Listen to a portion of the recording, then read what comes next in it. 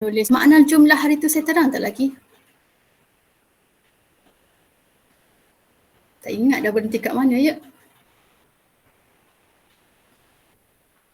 Saya rasa belum lah. Okay. Makna al-jumlah ya. Okay, kita kira daripada sinilah.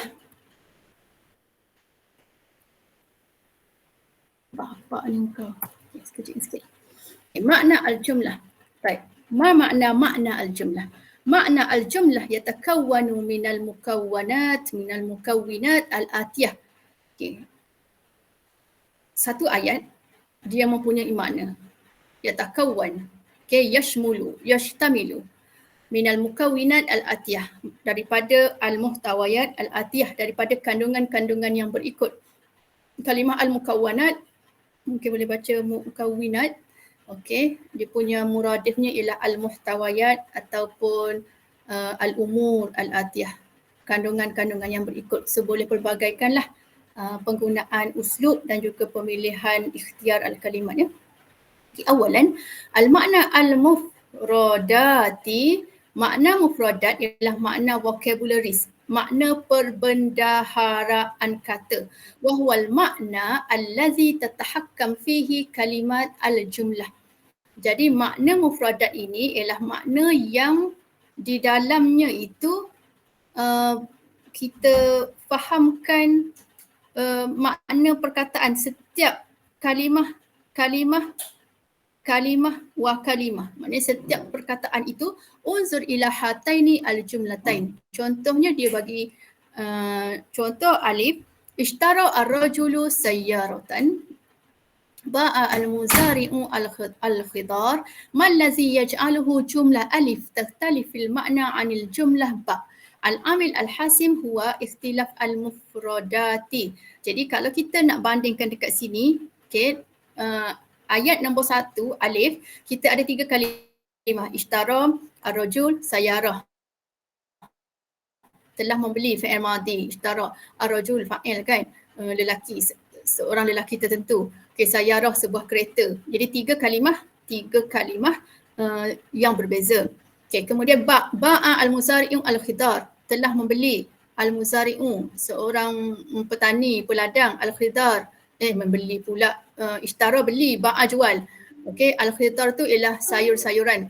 Jadi apakah perbezaan di antara ayat alif dengan ayat ba, iaitu al-makna al-mufradati.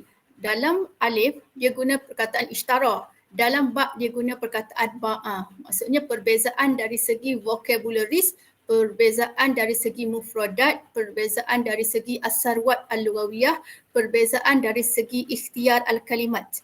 Al-kalimah al-mukhtarah mukhtalifah. Maksudnya perkataan yang dipilih, perkataan yang diletakkan itu berbeza. Jadi perbezaan perkataan itu memberi perbezaan makna. Kalau saya letak perkataan ishtara tu, saya letak ba'a ar-rajulu sayyarah, dia dah tak jadi pembeli, dia dah jadi dia dah tak jadi pembeli, dia dah jadi penjual kan. Maksudnya pemilihan perkataan itu menentukan maknanya.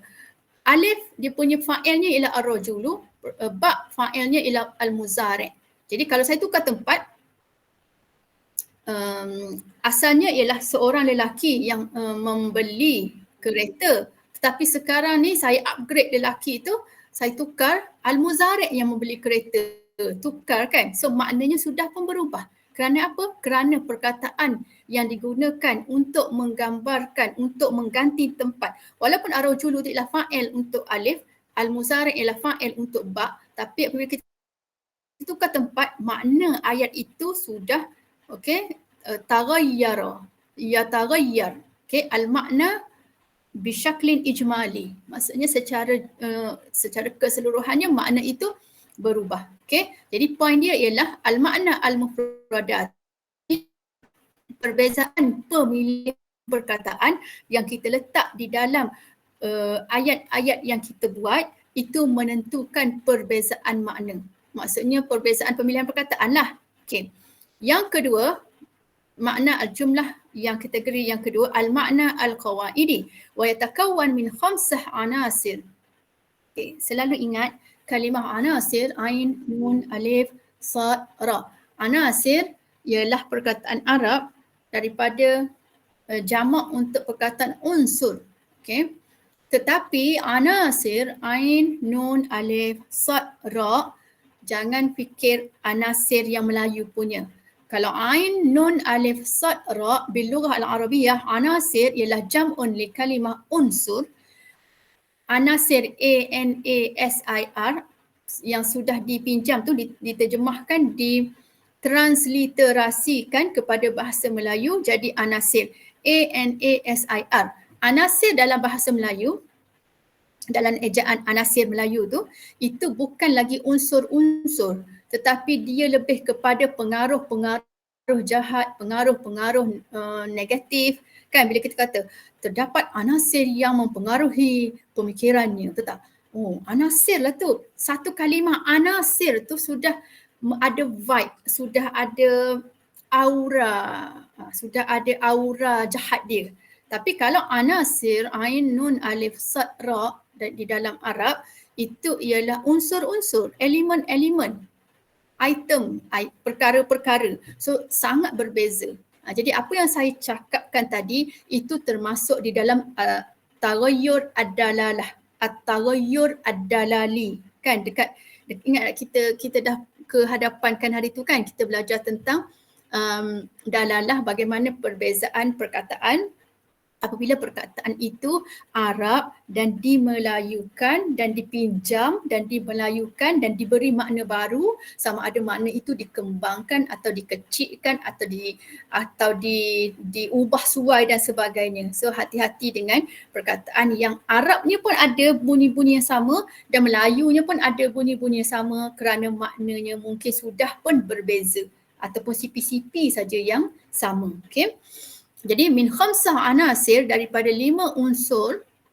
Okey, lepas tu pula balik kepada yang tadi, bahasa Melayu apabila dia pinjam anasir tu dia jamakkan lagi. Anasir. Dahlah anasir tu ialah jam'un li kalimah unsur kan. Adalah unsur pun kau pinjam juga, unsur-unsur. Betul tak? Unsur-unsur tu ialah anasir bil lughah al-arabiyah, tetapi anasir di dalam bahasa Arab bila pinjam ke bahasa Melayu jadi ANASIR, itu dah jadi benda yang tak baik, lepas tu dijamakkan lagi jadi anasir. So kita memang daklah pinjam, lepas tu alter balik kan, buat kita punya sendiri, dah hilang dah dia punya yang asalnya kan. Okey. Yang ke seterusnya ialah al-makna al-qawaidi, makna yang dikaitkan mengikut qawaid. Maksudnya apabila kita melihat sesuatu ayat, pertama kita kena melihat ayat itu konteks maknanya berdasarkan mufradat. Yang kedua berdasarkan qawaid. Apakah yang dimaksudkan berasaskan qawaid? Mengikut susunan kalimat. Nazamil kalimat unzur ila hataini al-jumlataini. Okey, kamu lihat jim dengan dal ya. Sa'ala Isa Musa, sa'ala Musa Isa. Baik. Kalau kita lihat kepada jim dengan dal, mallazi yaj'al jim takhtalif fil makna an dal. Apa yang membezakan di antara jim dengan dal? Perkataan dia sama kan? Sa'ala. Isa dua-dua. Isa dengan Musa ada watak dia di dalam dua-dua ayat. Dalam jim ada, dalam dal ada. Perbezaannya dalam jim, Isa tu duduk depan. Dalam dal, Isa duduk dekat hujung sekali. So apa beza dia? Al-mufradat wahidah, perbendaraan kata dia sama. Okey, so dia punya faktor penentunya dekat sini, al-amil al-hasim huna huwa ikhtilaf tartib al-kalimah awin nazmi. Susunan perkataan itu. Tartib al-kalimah aw an-nazmi, makna nafsil makna, al-makna nafsahu.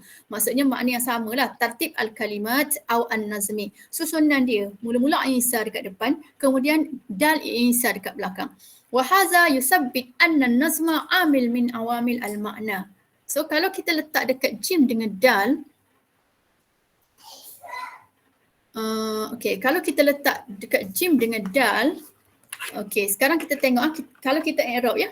Okey, sa'ala tu ialah fi'il madhi. Jim dengan dal sama. Sa'ala ialah fi'il madhi. Okey. Isa dalam jim ialah fa'il. Musa dalam dal ialah fa'il. Musa dalam jim ialah maf'ulun bih dan Isa dalam dal ialah maf'ulun bih. Okey. Kenapa kita kena letak dia di tempat yang betul? Contohnya kalau saya nak jadikan Isa tu ialah orang yang bertanya, saya kena pilih jim ke saya kena pilih dal?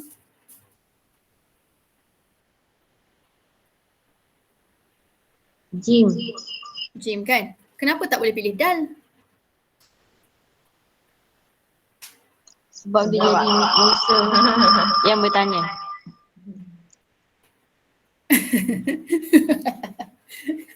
Betul lah jawapan tu. Awak pulangkan balik persoalan saya kepada saya. Saya tanya awak, Isa tu ialah orang yang bertanya. Kenapa tak boleh letak Isa tu jadi macam dal?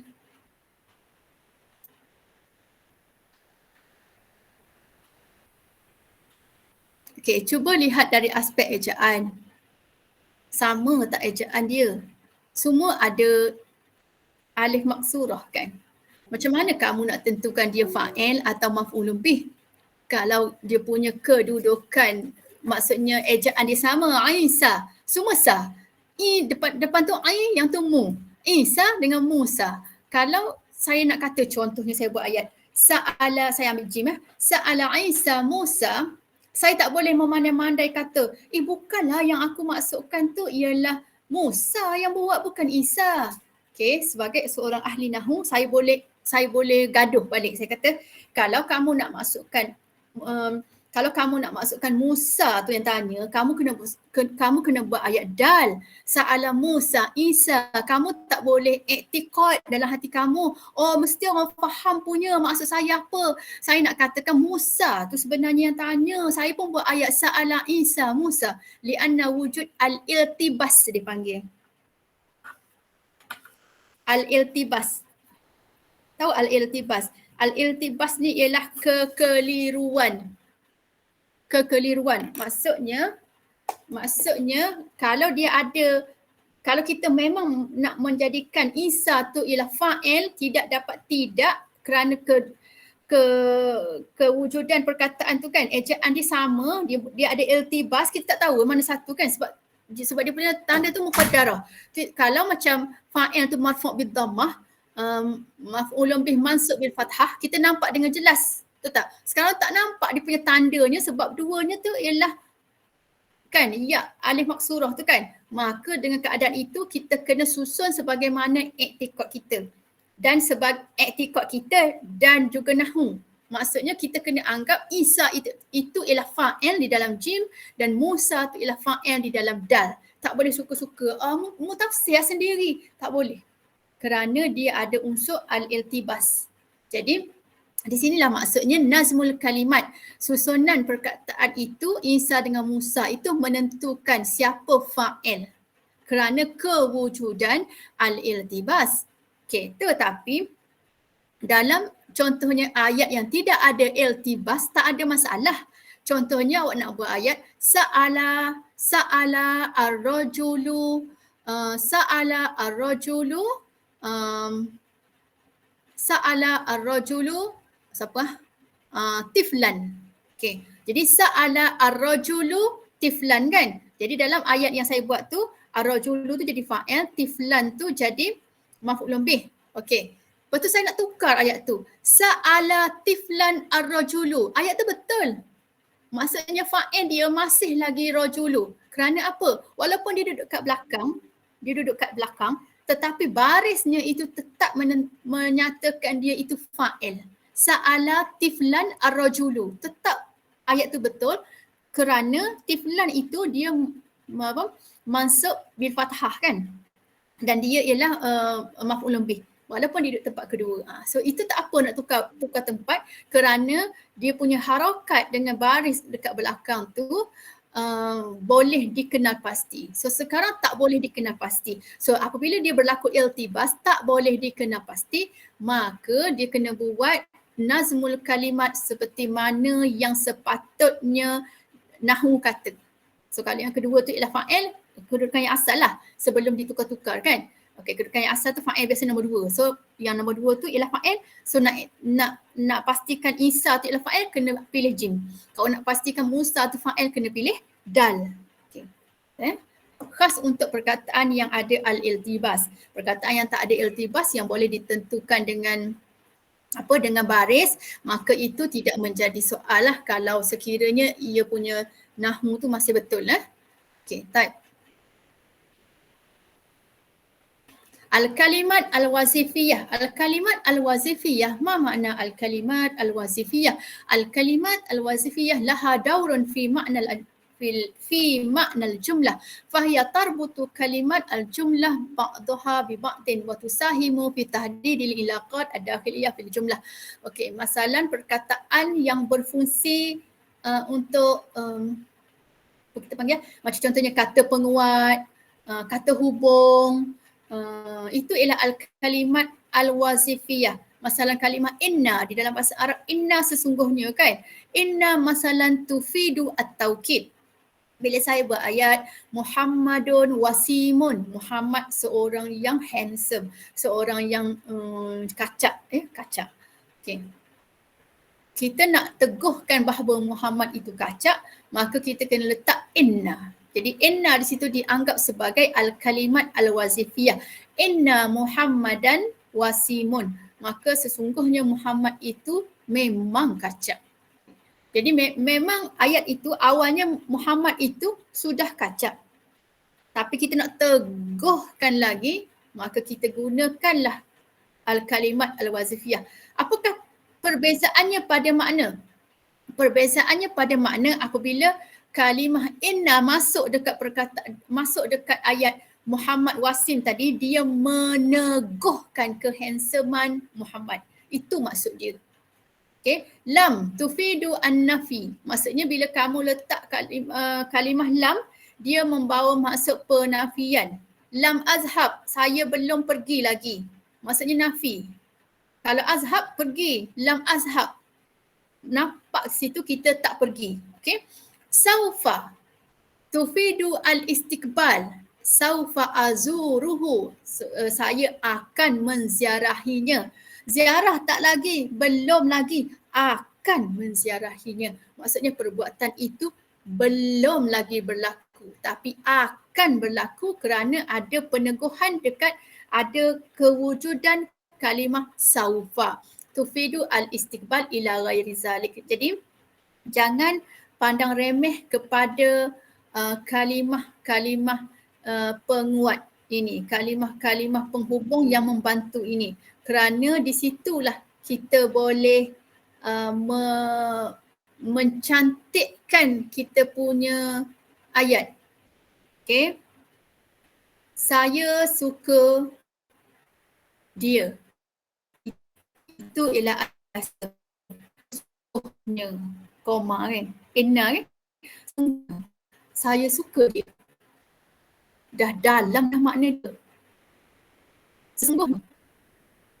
Saya memang suka dia. Saya memang menyukai dia. Double lagi penungguan dia. Jadi maksudnya lagi dalam dia punya maksud kesukaan itu.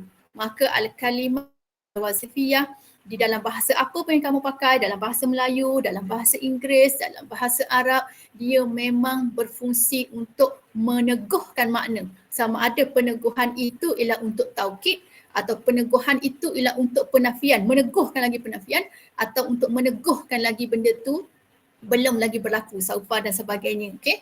Jadi boleh gunalah al-kalimat al-wazifiyah ini di dalam pembinaan ayat kamu. Okay. Yang ketiga, apa lagi perkataan yang boleh memberi perubahan? Apa lagi perkataan, apa lagi konsep yang boleh memberi penekanan, perubahan kepada makna? Yang ketiga ialah at-tanghim. Yang ini sudah saya nyatakan sebelum ini di dalam kelas. At-tanghim. Ba'dul lughawiyyin yunsibuna at-tanghim ila qawaid al-jumlah. Okey, kita belajar hari itu di dalam al-mustawa as-sauti. Ma makna at-tanghim? At-tanghim ini ialah tekanan suara, intonasi, ayat mudah.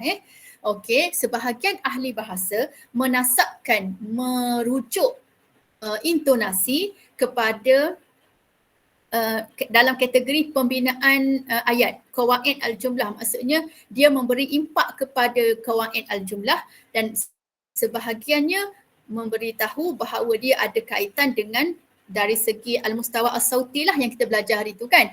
Ala kulli hal at-tanghim amil hasim fi tahdid al-makna.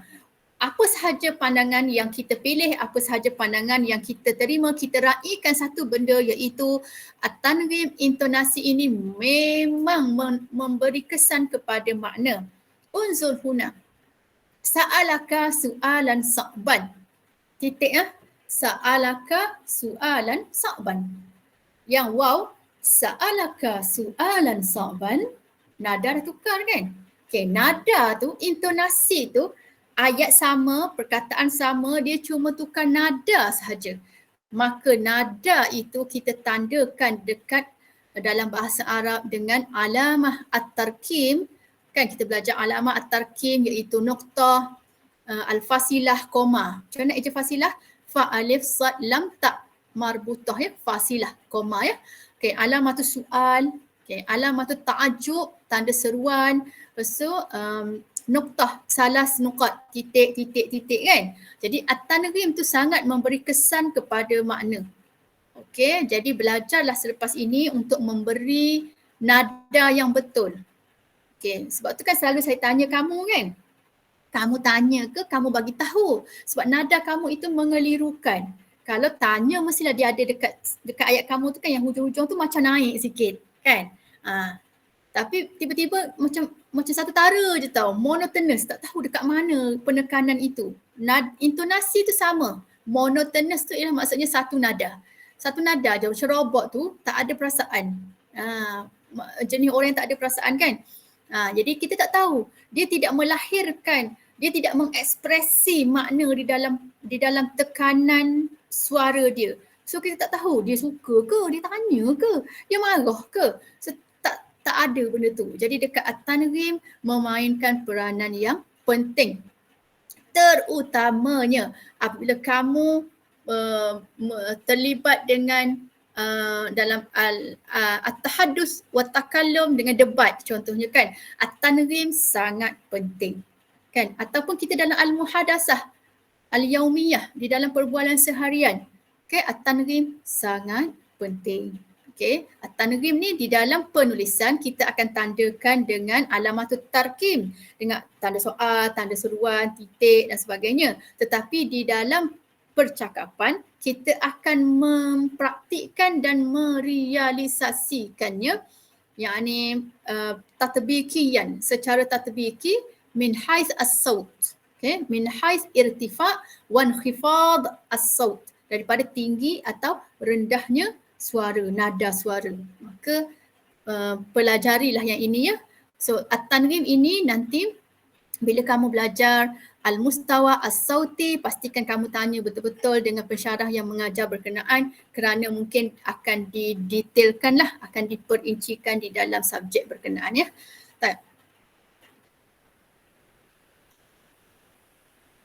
Ar-rabi', al-amru ar-rabi', al-mawazin as-sarfiyah. Okay. Ini ialah perbezaan makna yang kita boleh lihat dari segi wazan-wazan saraf. Al-mawazin as-sarfiyah li ba'dil kalimat tusa'id fi fahmil makna aw iktirab minhu. Famizan fa'il yadullu ala isim fa'il wa mizan maf'ul yadullu ala ismi al-maf'ul ala sabilil misal. So bila kita dah dengar ismu al-fa'il, kita dah tahu dah sebenarnya ismul fa'il itu ialah boleh dirujuk kepada fa'il lah. Okay.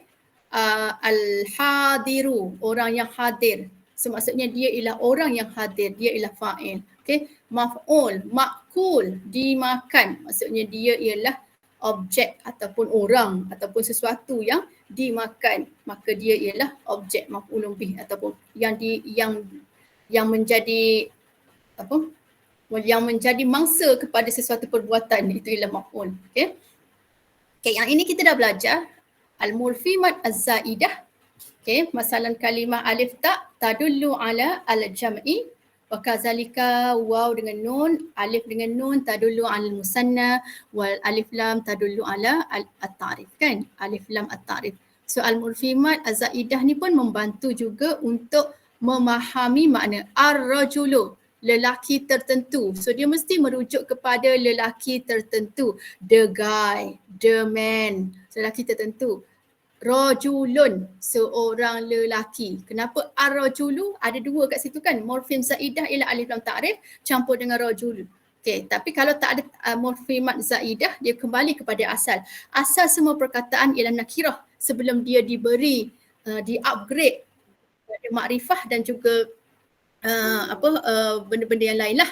Okey, jadi rajulun tu seorang lelaki. Kita tak tahu lelaki mana kan. Macam itulah.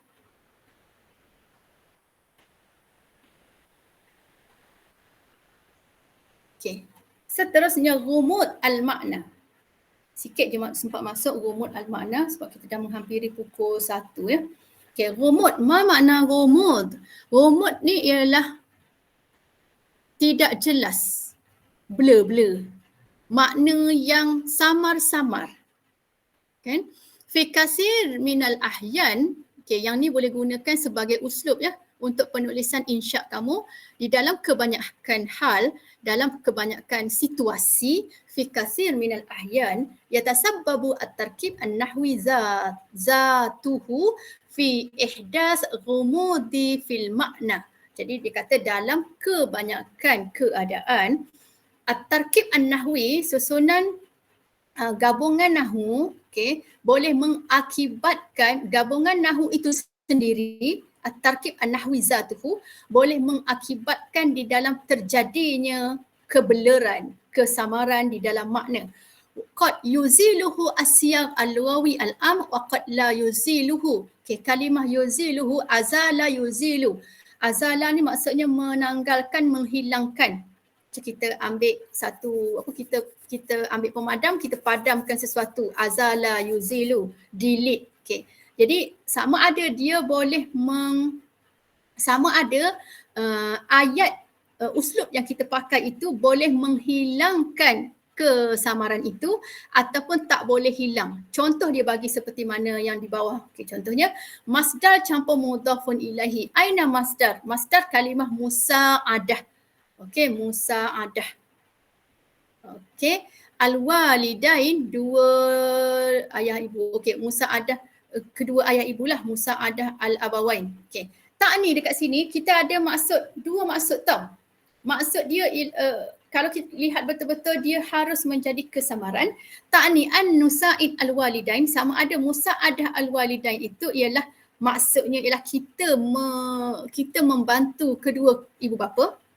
Maksudnya ada kalimah nahnu huna au yuqaddimuhum al-musa'idah, ataupun kita maksudnya sama ada kita ni sendiri yang membantu mereka atau kita yang menyampaikan pertolongan kepada mereka. Tak semestinya kita fa'il dia. Okey. Okey. Yang kedua, nafi campur tashbih. Nafi, la yaqra' Zaid mislu Ahmad. Okey, cuba kamu tengok betul-betul ayat ini. La yaqra'u Zaid mislu Ahmad. Zaid tidak membaca seperti Ahmad. Maksudnya boleh jadi kilahuma la yaqra', dua-dua tak baca. Zaid pun tak baca, Ahmad pun tak baca. Au Ahmad yaqra', ataupun boleh jadi Ahmad itu membaca lebih baik daripada Zaid. So dia ada, kita panggil makna konotasi, makna yang boleh jadi tau. Dia ada ihtimalat. Dia ada kemungkinan boleh jadi macam ni, maknanya boleh jadi macam ni. Jadi apabila kita membuat ayat, kita kena pastikan di dalam ayat kita itu tidak ada rumut al-makna. Sebab tu pemilihan perkataan yang betul, ikhtiar al-kalimat tadi kan, al-mufradati itu tadi tu kan. Lepas tu kemudian susunan perkataan, kemudian apa lagi ya? Yang atas tadi tu, yang kita buat yang atas tadi tu kan, nazmi, apa tadi lagi atas tu? Kita tengok balik. Okey, itu sebenarnya menghilangkan rumud al-makna. Semakin panjang karangan kita, dia semakin jelas kefahaman. Tapi terlalu panjang, kalau kita tak pandai memilih perkataan, dia akan jadi blur juga. Ada orang sangat bijak tahu, buat satu ayat saja atau dua ayat saja, tapi ayat dia tu menerangkan segala-galanya. Dan itulah kita kata kita kena pandai bermain dengan perkataan. Okay? Yang ni kena praktis. Maksudnya mungkin nanti dekat dalam kelas nanti kita akan buat latihan masalah buat 2 ayat je. Contohnya kan, datangkan satu surah. Okay, saya akan datangkan satu gambar. Okay, daripada gambar ni saya nak kamu buat 2 ayat je. Pilihlah vocab apa-apa pun nanti kita tengok. Ayat siapa yang paling menggambarkan di situlah kita akan nampak dekat mana ada rumun al-makna, dekat mana orang yang berkenaan tu dia guna kalimat apa untuk menggambarkan ayat dia supaya ayat dia tu menggambarkan surah. So nanti kita boleh buat. Kalau kita ni teori tau, bila kita buat benda tu baru kita nampak sebenarnya tidak mudah untuk memilih perkataan yang paling tepat dengan situasi untuk menggambarkan situasi yang terbaik lah, kan? Macam semalam saya bagi contoh semalam, biasalah kan malam minggu, malam ni saya anak-anak semua tengok TV Okay, bila tengok TV tu si kecil tu biasalah dia kan nakal, dia geding tu kan. Okay, bila dia duduk dekat atas sofa tu kan dia ada spring. Jadi dia suka hati, dia lompat kan. Turun bawah. Memang yang tu dia tak boleh duduk diam. Dia turun bawah dia turun kat bawah dia lompat dia tu. Saya kata kenapanya? Saya tengah menjahit tau. Kenapanya macam tu? Dia cakap happy. I'm happy. Dia cakap, oh happy. Saya cakap, boleh tak duduk macam orang? Saya cakap, boleh tak duduk macam orang? 5 kalimat ni saya pakai. Boleh tak duduk macam orang? Saya tak cakap, janganlah jadi monyet. Janganlah jadi monyet. Kan? Apa uduh sangat tak? Saya cuma cakap ayat saya mudah je. Boleh tak duduk macam orang? Okay. Simple. Tapi ayat tu dia dalam tu. Dia pun terus duduk. Kata, dah orang dah ni. So kemudian dia fikir agaknya kan. Lepas tu dia tak adalah lompat-lompat. Tahu tak? So itu ialah ikhtiar al-kalimat tepat pada masanya. Yang ni, kalau saya cakap, buahlah mu ni. Okay. Buahlah mu ni. Maknanya, nanolah mu ni. Dia akan jadi satu doa tau. Itu doa ibu. Buahlah mu ni ya Allah. Aku doa anak aku jadi buah, jadi nakal kan. Apa mu ni macam monyet. Lagilah kan dahsyatnya kan. Boleh tak duduk macam orang. So dekat situ, saya punya maksud yang tersirat dekat situ, janganlah jadi monyet. Okay, boleh tak duduk macam orang? Saya pakai isti'arah, saya pakai kinayah, saya pakai tashbih. Okay, kemudian saya tidak menyakitkan hati dia kerana saya tidak saya tidak memilih perkataan monyet. Perkataan monyet tu, beruk, monyet, bodoh, itu ialah perkataan-perkataan yang dark vibe, perkataan-perkataan negatif yang perlu kita jauhi. Kan? So kalau kita tak biasa guna perkataan, kita kata bodoh lah mu ni. Memang kita puas hati tau. Bodoh lah mu ni, bangang segala-galanya lah kan. Kita memang puas hati, tapi perkataan itu akan merobek dan melukakan hati orang yang mendengar dan kesannya akan terluka sampai bila-bila. Walaupun kita dah minta maaf itu tidak mampu untuk menghilangkan kelukaan dia. Dia kerasa dalam, dia makan dalam tau. Mu kata aku bodoh, awak kata saya gini kan. Tapi bila kita berlapik dan melapik itulah sebenarnya susah untuk kita pilih perkataan itu dalam a split second, dalam beberapa saat tertentu nak pilih perkataan yang paling tepat supaya dia tak kecil hati. Itu ialah kemahiran yang perlu dipupuk. Dan saya juga manusia yang melakukan kesilapan. Pernah saya dulu lah kan. Sekarang pun kadang-kadang kita kadang tak sempat fikir juga kan. Adalah pilih perkataan tertentu kan. Menitik air mata tau. Si anak ni menitik. Saya kata, wah tajam perkataan yang saya pilih. Rupanya perkataan yang saya pilih itu tajam. Saya pun tak ingatlah perkataan apa kan. Tapi tajam. Akhirnya saya belajar daripada kesilapan itu dan saya minta maaf. Saya kata, I'm so sorry. Maknanya saya tidak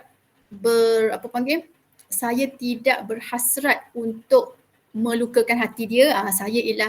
Saya punya ni parenting punya tau. Maknanya saya ialah ibu yang sentiasa berterima kasih dan meminta maaf. Jadi anak-anak saya pun sama, sentiasa berterima kasih dan meminta maaf. So kita guna kita punya konon itu di dalam rumah, maka tidak ada istilah orang tua kena nikah yang muda nikah yang tua yang lebih dewasa kan.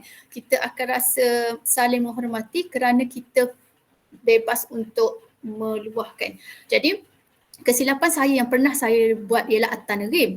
Okey, memang saya ni nada suara saya ni tinggi dan pitching saya ni memang tinggi. Maksudnya kalau saya duduk kat bawah, saya boleh jerit kat atas tu sampailah note hot tinggi tu. Memang sampai punya.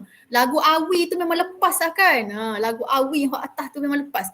Jadi kalau saya buat nada tinggi dan sampai-sampai saya marah pula, memang hancur berkecai lah. Ada ketikanya dia duduk kat depan sebab saya dah biasa buat nada tinggi kan. Bila dia duduk kat depan, saya terlupa untuk menurunkan saya punya key menurunkan nada tu kan. Anak saya cakap, ibu marah Do I look angry? Yes, dia kata. Oh, kenapa? Sebab dia bagi saya tahu jihad tau. Tausiat dan tahu jihad. Nada ibu tu kan tinggi. Oh, okay. So what should I do? Dia kata, you kena buat nada. Dia ajar pula saya, nada macam ni. So saya belajar daripada kesilapan, maksudnya okay, dengan nada. Jadi sekarang ni walaupun saya masih buat nada lembut, tetapi pemilihan perkataan saya itu tegas. Jadi bila dia tahu saya firm, saya tegas, tapi nada tu dia tetap, dia tahu maksudnya saya tak marah, tetapi saya firm. Saya belajar daripada dia orang lah kan, macam mana menggunakan at-tanghim, menggunakan kalimat. So satu benda yang bagusnya ialah daripada kita punya pengamatan sendiri dan juga situasi yang kita lalui, itu penting sebenarnya. Sebab kita tak tahu orang yang kita berurusan setiap hari tu. Sebab bahasa ni bukan setakat kita menulis kan. Bahasa juga ialah ittisali, komunikasi. Jadi kita tak tahu orang itu macam mana dia punya jiwa hari itu, dia punya mood hari itu. Kita kena pandai baca dia punya air muka supaya kita memilih perkataan yang paling sesuai. Supaya ianya tidak merosakkan hati orang lah, tidak menghancurkan hati orang. Sekali hati terluka tu kan, it's not easy lah kan. So saya belajarlah daripada situ. Okay, oleh kerana keluarga saya ni berasal daripada apa kita panggil macam it's not broken family lah. Maksudnya kerana anak-anak saya melalui fasa-fasa ibu dan ayahnya berpisah kan. Jadi mereka sangat sensitif dengan perkataan. Mereka sangat sensitif dengan perkataan, mereka sangat sensitif dengan tanghim, mereka sangat sensitif dengan ikhtiar kalimat, mereka sangat sensitif dengan nazmil kalimat.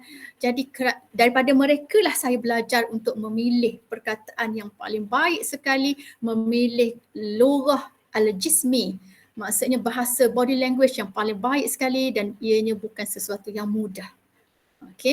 Tapi bila kita praktis setiap hari dan saya akhirnya alhamdulillah sedikit sebanyak ia atahassan, maksudnya bolehlah walaupun saya masih lagi belajar dan kaedah itu saya pelajari dan saya praktikkan dengan orang sekeliling dan alhamdulillah ada antaranya yang memberi impak yang positif lah. Okay, jadi setiap kali, untuk kamu semua, setiap kali kamu nak bercakap apa-apa kan, kamu kena fikir perkataan saya tu akan menghiris hati dia tak? Kan, akan menghiris hati dia tak? Kalau perkataan itu dia lembut saja tau. Dia lembut saja tapi perkataan itu sendiri tajam. Seperti mana yang saya cakap dekat pelajar saya dulu, seorang pelajar yang suka buat bising dalam kelas, seorang pelajar yang attention seeker, saya rasa dia mengalami masalah kejiwaan dan dia mengalami masalah mencari perhatian. So dia buat benda pelik-pelik dalam kelas dan akhirnya sampai satu ketika saya kata kalau saya sebut perkataan ini maka dia akan terluka lah dan memang dia terluka sampai 1 sem. Kemudian saya minta maaf dengan dia. Saya minta maaf dengan dia lah. Okay, sebab kan bila dia nakal-nakal dalam kelas kan, akhirnya saya kata dalam kelas di hadapan kawan-kawan dia, sebab saya nak hentikan sekejap dia punya ona dia tu, wah dia tu kan. Saya kata, saya sebut nama dia, kamu makan ubat tak hari ni? Seriously muka saya tengok je dekat dia kan. Hari ni kamu makan ubat tak? Kalau kamu orang yang dalalah tinggi, ubat tu bukan sebarang ubat lah. Kan? Maksudnya macam ubat depression ke, ubat menghentikan kegilaan ke, ubat apa-apa kan. Oh kamu tak makan ubat hari ni cakap macam tu. Tapi saya senyum je. Dia diam terus 1 semester dia diam. Pelajar itu hampir 1 semester dia diam. Dia senyap sesenyap-senyapnya. Okey, kemudian di akhir semester saya tahu perkataan saya itu memang mengguris dia. So kemudian saya minta maaf dengan dia, saya kata adalah sesuatu saya katakan. So, kemudian tu baru dia okey. Tapi saya tak tahulah, lepas tu mungkin dia masih lagi apa panggil, simpan sebarang ni kan. Tapi sebab saya dah cuba banyak-banyak cara, dia tak diam juga. So akhirnya itulah saya membunuhnya dengan perkataan itu dan akhirnya dia terbunuh lah kan. Dan saya belajar daripada kesilapan itu, banyaklah belajar daripada kesilapan itu. So hati-hati dengan perkataan yang kita tuturkan kerana kita tak tahu hari ini kita membunuh siapa dengan kita punya perkataan kan. Okay, jadi saya rasa cukuplah hari ini, insya-Allah dengan kita punya ni walaupun sedikit tapi dia punya teori tu sedikit sebanyak memberi impak lah kan. Nanti insya-Allah dalam kelas kita bersemuka baru kita akan buat latihan kan. Kita akan tengok latihan, dia kena buat latihan. Baru kita akan tengok macam mana sebenarnya memilih perkataan dan kita buat tahlil akhta ya. Kita buat error analisis, tahlil akhta dan kita cuba tengok. Kita cari je yang paling gambar-gambar yang paling simple dan kita tengok boleh tak kita semua, saya, kamu menghuraikan, menggambarkan berdasarkan kepada gambar. Okay? Jadi cukuplah untuk hari ini. Jangan lupa isi kehadiran dekat link yang saya sertakan. Jadi saya minta maaf kerana hari ini tidak mampu untuk bersemuka. Tapi saya harap ianya memberi kesanlah kepada kita semua. InsyaAllah jumpa lagi hari Khamis. Kalau cuaca okey hari Khamis, kita akan buat kelas secara bersemuka lah. Kalau tak okey juga, kita akan buat secara online. Okay? Alright, so itu saja. Assalamualaikum warahmatullahi wabarakatuh. Waalaikumsalam. Madam. Ya, Afwan. Terima kasih Madam. Ya, sama-sama. Ya, sama. Madam. Ya. Syukur Madam. Ya, kasih diterima. Thank you Doktor. Ya, sama-sama. Madam, Ya. boleh resend link kehadiran tak? Dah bagi dah tadi. Tak ada pun. Tak ada. Oh, sebab tak masuk lagi tadi kot. Kejap ya. Saya tak balik dekat tepi tu tengok. Ada tak? Okey, terima kasih Madam. Ya. Alright, sama-sama. Okey semua. Selamat solat Zuhur. InsyaAllah ila liqa. Syukur Madam. Puan.